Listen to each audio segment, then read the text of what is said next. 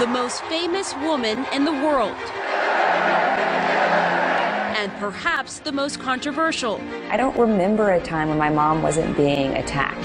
What difference at this point does it make? I think there is a lot of scar tissue from the battles that she's fought. From First Lady, Human rights are women's rights, and women's rights are human rights. to Senator, Seeing it shows what a total hell it is. to Madam Secretary. Making headlines Will you explain the email, Secretary Clinton? and making history. I accept your nomination for President of the United States. She's not the great heroine that her supporters think she is, and she's not this evil person that her enemies think. There were so many versions of you out there. But do you ever see a version and say, who is that person? Oh, all the time. Who is the real Hillary Clinton? A CNN special report. Unfinished Business, the essential Hillary Clinton. Hillary clearance sale, folks.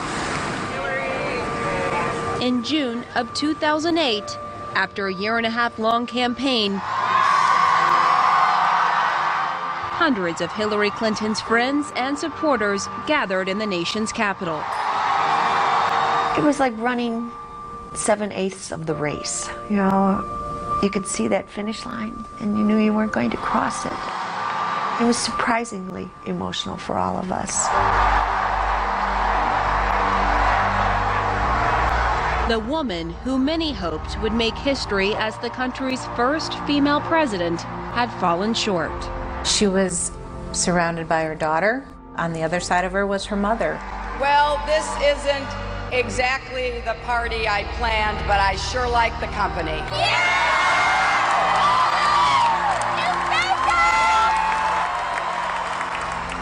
I did feel as if I was standing there at another step in history. Because my grandmother was born before women had the right to vote, and she lived long enough to vote for her daughter for president.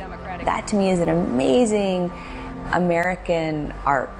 Although we weren't able to shatter that highest, hardest glass ceiling this time, thanks to you, it's got about 18 million cracks in it. I think that Hillary Clinton's a fighter, first and foremost. We knew that this was not going to be the last chapter. Always aim high, work hard, and care deeply about what you believe in. And when you stumble, keep faith. And when you're knocked down, get right back up and never listen to anyone who says you can't or shouldn't go on. These are the lessons that have guided Hillary Clinton throughout her life. Lessons she first learned as a young girl from her mother, Dorothy. I did not know how hard her childhood had been until I was a teenager. When I was growing up, she was just my mom. Abandoned by her own parents as a young girl, Dorothy Rodham survived a harrowing childhood marred by neglect. As I learned more about what she went through, it was very humbling because I often wondered, how would I have been able to cope with being abandoned and rejected by my parents, my grandparents, not being able to go to college? I mean, all of the struggles that she had. But out of that, she pieced together what she wanted to do as a mother. And I was the beneficiary of that because she was an absolutely fabulous mother. So this is where Hillary Rodham grew up. This is where we grew up. Park Ridge, Illinois. Salt of the earth. A town that took a great deal of pride in its middle-class values. The conservative, nearly all-white Chicago suburb is where Hugh and Dorothy Rodham would raise all three of their children. Ernie Ricketts was a neighborhood friend. On this corner, we would play baseball, and the manhole covers were the bases. In addition to baseball, her friends say Hillary loved a good debate. Hill's dad, he loved nothing better than to throw out a topic that he knew we would go, no way! And I think we all learned to debate from sitting around their dinner table. But according to biographer Carl Bernstein, Hugh Rodham was known to turn family dinner table debates into something much less palatable. He would go around the table and call on Hillary and call on Hillary's brothers, and then Dorothy Rodham, Hillary's mother, would try to express herself, and he'd say, "What the hell do you know, Miss Fancy Pants?" And it was kind of vicious and disdainful. How tough was he as a father? Well, he was tough. I mean, he was a man of his time. He had been a chief petty officer in the Navy during World War II, training thousands of young sailors to go off mostly to the Pacific. So my dad was very old-fashioned. If I would bring home a good report card, he'd say, "Oh, you must go to an easy school." I mean, he was always trying to push me further than I might otherwise go.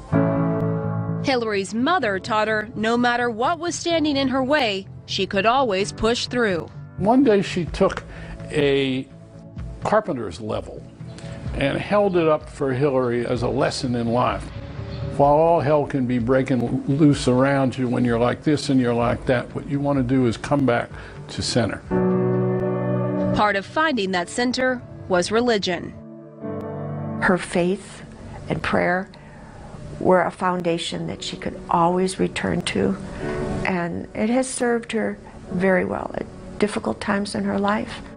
Dorothy Rodham was a Sunday school teacher at the First United Methodist Church, where Hillary would cultivate her faith and service and meet her mentor, youth minister Don Jones. Not only did he preach the Gospels of Christ, he also came with Bob Dylan records, and most significantly, he took them downtown in Chicago to hear Martin Luther King speak. Players and lies.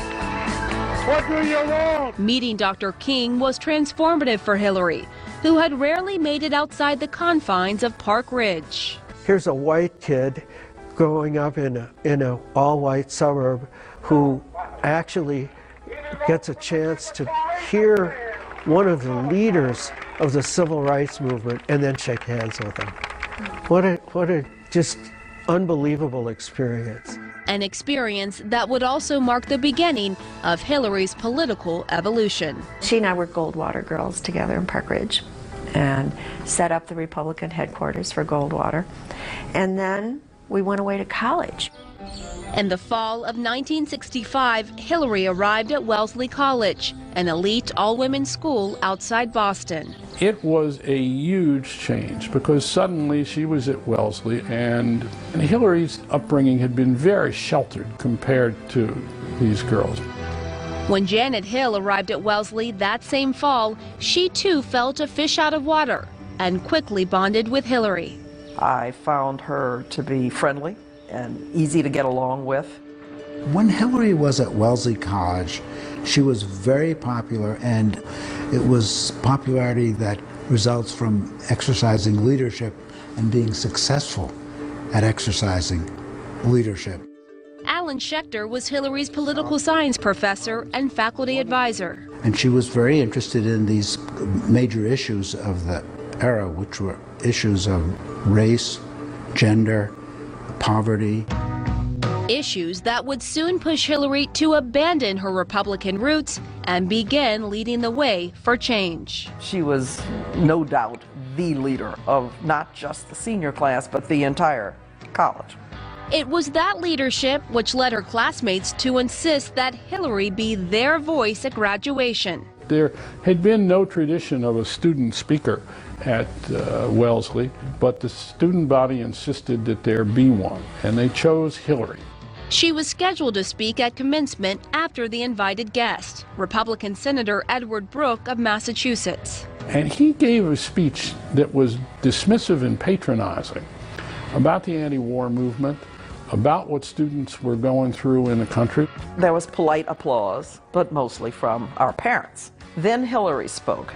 And it is a great pleasure to present to this audience Ms. Hillary Rodham. She got up and discarded her prepared, vetted remarks and spoke extemporaneously. We've had lots of empathy, we've had lots of sympathy, but we feel that for too long our leaders have viewed politics as the art of the possible And the challenge now is to practice politics as the art of making what appears to be impossible possible.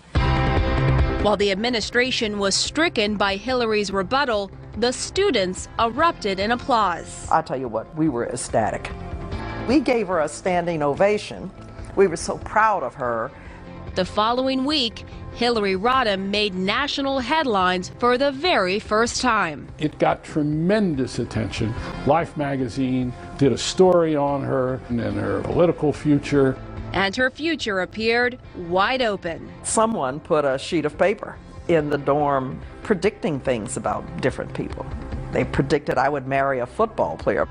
The only thing written in about Hillary was that she would be the first female president of the United States. 1969. Up next. She said, Bill's asked me to marry him again, but I'm afraid if I say no, he will never ask me again.